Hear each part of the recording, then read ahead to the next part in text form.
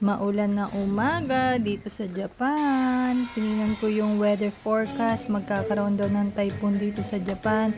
Kaya naman yung naudlot kong ibibake kahapon ay gagawin ko na. Though hindi naman to bagay sa panahon ngayon dahil dapat sana champurado pag umuulan. Kaya lang kahapon ko pa to gustong gawin dahil nga yung cocoa malapit na ma-expired. So, bago siya ma-expired, sayang naman, gawin na natin yung chocolate moist na first time kong gagawin. Hindi naman ako mahilig sa chocolate, but si Hiroto, huwag ka maingay Hiroto, ay mahilig siya sa chocolate. So, itong recipe na to ay pinaghalo ng recipe ng napanood ko sa YouTube. Dalawa yung napanood ko sa YouTube na gumawa ng chocolate moist cake. At nagustuhan ko yung process ng paggawa niya, yung cooking method niya. So, kung napapansin nyo at napapansin ko, medyo malabnaw tong nagawa ko, no?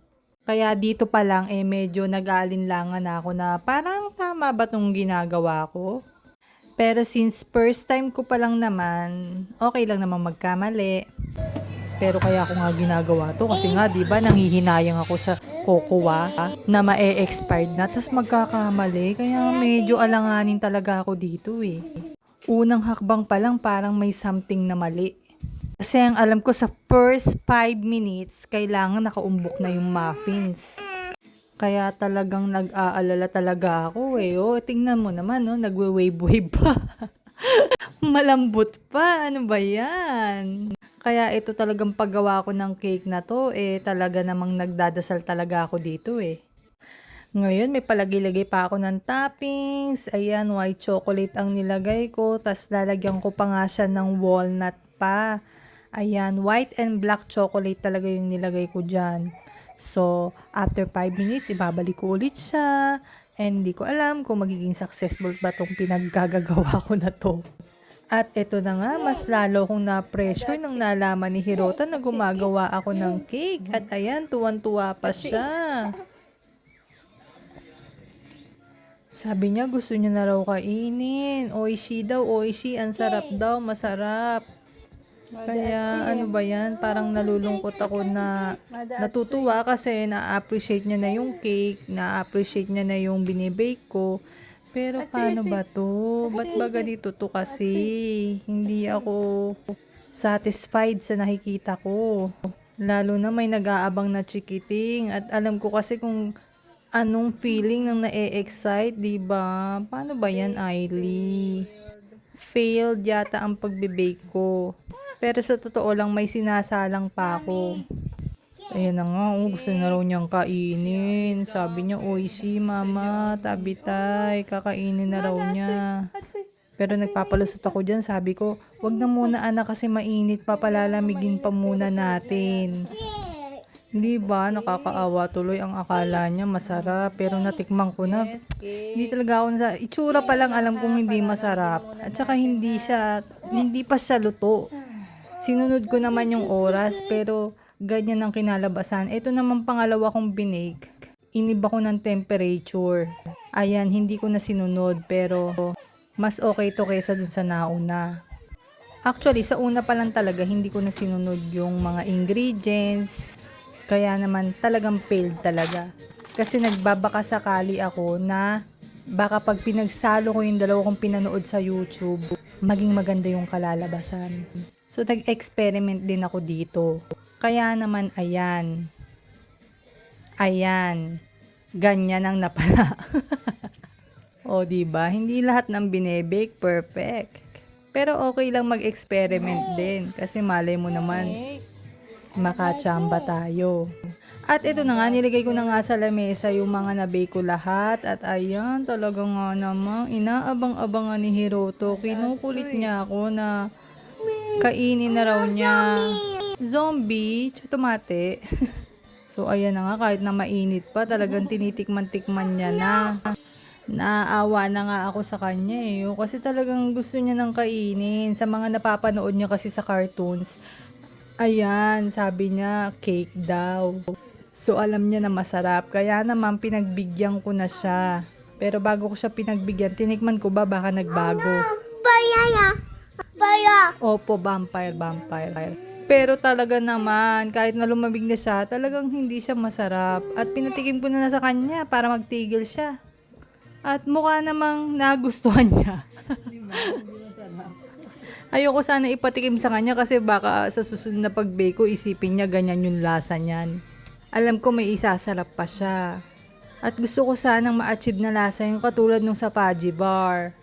Kasi alam ko magugustuhan ni Hiroto yun dahil nga nung umuwi ako ng Pilipinas, bumili ako nun at talaga namang nagustuhan niya. Ito naman, ewan ko kung napipilitan lang ba siya o okay lang ba sa kanya. Basta ako hindi ako happy sa binake ko. Hindi ko tuloy alam kung nailigtas ko ba yung cocoa na malapit na ma-expired o masasayang ko lang o nasayang ko lang talaga siya. Marami pa akong nasayang, hindi lang yung cocoa. Pati mga harina, itlog, butter, oil, oras, yung kuryente, yung mga kagamitan. Pero wala talaga tayong magagawa kasi nga, nobody's perfect. Nalulungkot tuloy ako kasi nga yung kinakain ni Hiroto, gusto niya nang kainin, gusto niyang tikman. Hindi ko alam sa isip niya kung ine-expect niya dyan sa cake na ginawa ko, dyan sa cupcake na yan. Although okay naman siya, yung moist niya maganda, pero hindi siya masarap guys, sa totoo lang. Kahit ilang beses ko siyang tikman, hindi talaga siya masarap. Napapailing na lang talaga ako. At ayan na nga, tapos na nga yung video pero humihirit pa rin talaga si Hiroto. Gusto niya pa rin tikman, gusto niya pa rin kainin. Nalalasahan niya kasi yung chocolate. Pero yung lasa niya, hindi ko talaga siya type. Hindi naman siya hindi masarap, pero hindi rin naman siya yung masarap. At pagsapit nga ng dilim, eto, buti na lang, nagpadala ng cake si ex-husband. Timing naman at tuwan-tuwa naman si Hiroto. Ang cute nga nung cake kasi nakalagay sa tasa, pwede mo pang gamitin. Itong cake na to may kasama siyang puring. Yan, 2 piraso tapos merong nakalagay na toppings na fruits. Nakakatuwa nga si Hiroto kasi nakaka-appreciate na siya ng mga bagay-bagay. Gaya niyang cake na yan. Natatawa tuloy ako kasi parang naging echepwera yung cake na nagawa ko. Kaya sabi ko nga, uunti-untiin ko na lang hanggang sa maubos. Kasi mukhang bagay naman siya sa kape. At yan, nangungulit-ulit si Hiroto. Sabi ko nga, ilalagay ko muna sa rep kasi kakain muna kami ng dinner. Pero talagang hindi mapigilan, umiiyak talaga siya. Siguro kanina pa talaga niya gustong kumain ng cake. Kain na siguro talaga siya. Kaya naman, ayan, pinagbigyan ko na siya at tuwang-tuwa siya. Nakikita mo sa mukha niya na masayang-masaya siya. Hindi ko talaga akalain na gusto niya na palang kumain ng cake. Ang dami niya na nga ring words na natutunan na hindi ko namamalayan na alam niya pala yan. Katulad yung cake na yan. At paulit-ulit niyang sinasabi, oishi, oishi. Ang sarap daw. Mochiron, oishi, oh.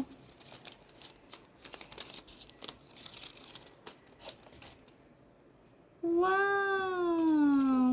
Cake! Cake!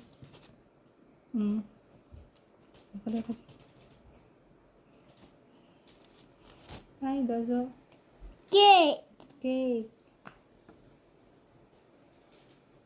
Oishi? Oishi?